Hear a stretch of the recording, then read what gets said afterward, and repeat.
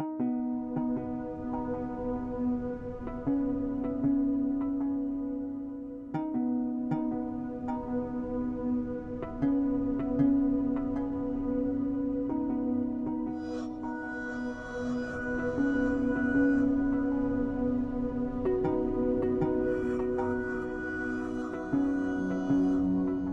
Brenda and my diagnosis is Myasthenia Gravis, which is a neuromuscular disorder which affects the skeletal voluntary muscles of your body, which can cause weakness not only in your voice but eyes, general muscles, can affect your walking, talking, breathing, vision, those sorts of things.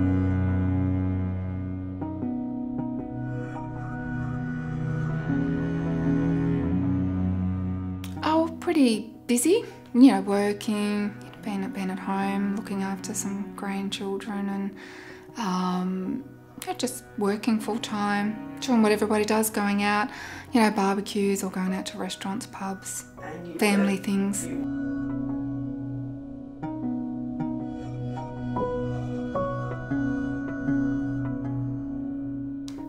I remember seeing the lady doctor that first, I'd been seeing her for a while just as a, you know, lady doctor that you see. She initially must have picked it up and thought that that's what I could have had, but she didn't quite tell me at the start because she wanted to investigate different things. So she was asking me to go home, count my voice, count to 20, say at the beginning of the day, and then see if you can still do that at the end of the day to see how your voice is. Is your voice lasting all day long or does it give out? So I'd go back and see her about stuff like that and then just explain to her the fatigue. So she was investigating the myasthenia from the start, but I'd had some tests for it and the neurologist tests kept saying that it was negative. So then that just started a process of elimination of trying to find out other things because they thought that that's not what I had.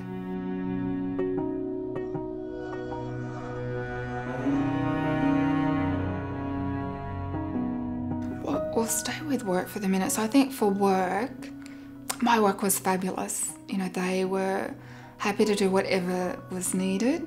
I remember having little cards up that would say 15-minute voice rest, or, you know, a little sign saying don't speak to me, I'm having a rest, you know, things like that. And they pursued getting someone in to, you know, do some reception work, to, you know, take the load of, encouraged me not to work full time, which, you know, at the time you think you want to be in control of whatever's going on. You don't want to, you want to make the decisions of when, you know, you should step back or, you know, do things. So I probably resisted it a little bit at first, but yeah, but then I reduced the working days. But my work and work colleagues were fabulous, yeah, embracing in any way. One of my colleagues even offered to learn sign language.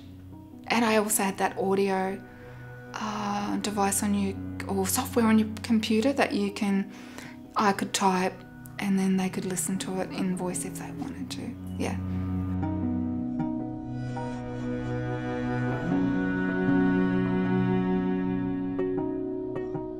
I think it's modifying your life, working, family life to suit, you know, what's going on. You can't, I'll probably still do things now that I probably shouldn't do, but not on a regular basis because I know the consequences of that. So thinking ahead of, you know, if you want to go out or if you want to be physical or you're going to be in a noisy place, you know, what's that going to be and what will it be the next day, and how is your voice going to hold up to that? Knowing that you might have to go to work, so you need a voice to go to work. Not being able to call people up on the phone all the time because you want to have a chat. If you don't have a voice, you can't do that. So using a lot of technology. But I think that's the hardest. Just to carry on how you used to be, which you can't do.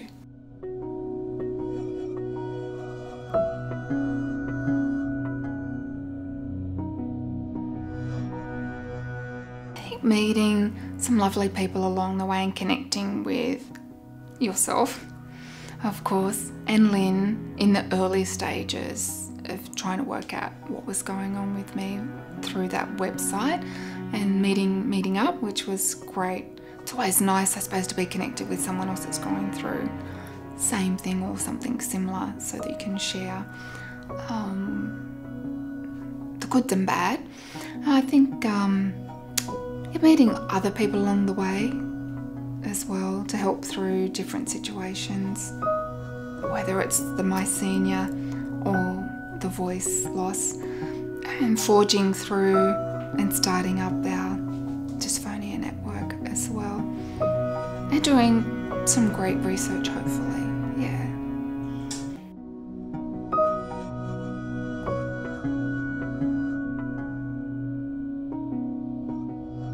I don't remember getting any best advice.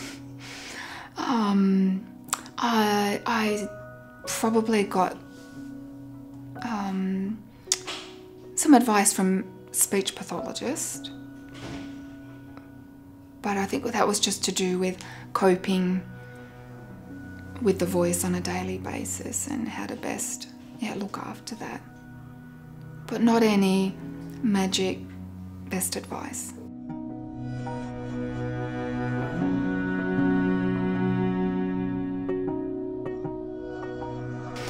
I remember being told by an ENT, a second opinion ENT that was looking at my voice through a scope. I know that my daughter was with me, and he pretty much told me in front of her that it was all in my head. After having a scope down, yeah, there was nothing wrong with me or my voice, it was all in my head. That's tough, it is.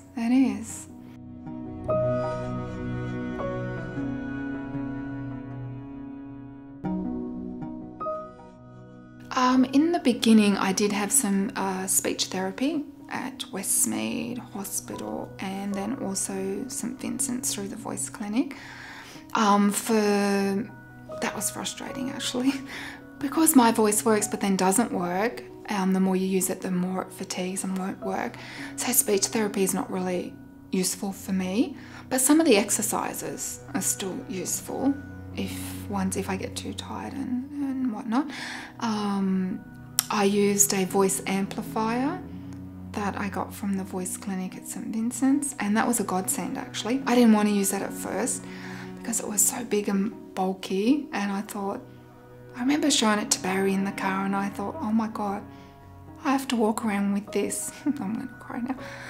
And I thought, how am I going to use that? Yeah, but I did, and I used it at work and at home for a bit, and actually that was good. I think that pushed me more then to think about other technology.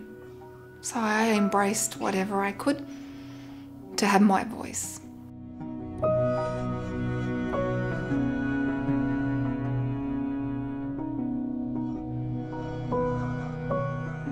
I bet your husband's glad about that. That irritates, definitely. Touches a sore, raw note. Yeah, it's not a very nice thing to say.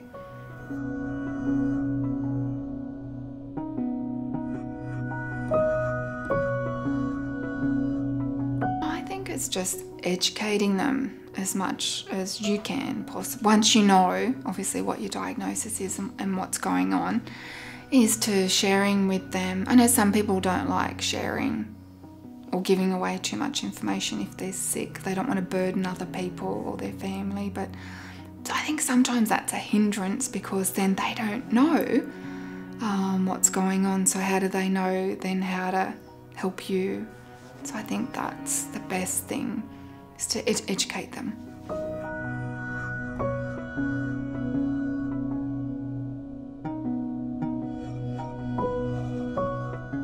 Ended up having the vocal cord implants in through St Vincent's. So I've got vocal cord implants on both sides, and they were hoping that by pushing the vocal cords together that they wouldn't fatigue as much, or it would help. I think it's helped. It has helped at some point. I think it's helped with the the breathing as well. So when I get too fatigued, they are close together. So when they fall apart, they don't have too far to fall. So the gap's not as big there. So I had that, but I think maybe a year after those, I convinced Dr. Cole at the Voice Clinic to write a letter to the neurologist at St Vincent's, or to my neurologist, to put me on the trial of Mestinon for Myasthenia Gravis. If you have Myasthenia, the tablets will work. If you don't, it's not going to work. So they only work for patients with Myasthenia. So I started, I think, with one tablet, and with half an hour of taking it, I pretty much had a voice. It was amazing. Yeah. Yeah. I mean, and my voice is sounding a bit breathy now, but back then I had like a whisper. Yeah.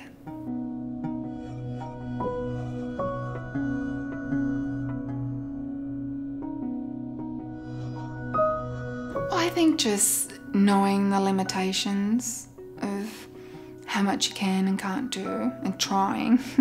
It's hard, trying to manage your life around that. I don't work full time, that suits me and what I've got. So working part-time, trying to have a nice rest as well, and doing, you know, outdoor activities, things like that, as well as the cold weather's good for me, or you know, being cool. The heat's not so much.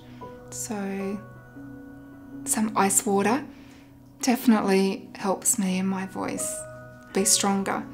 That's great.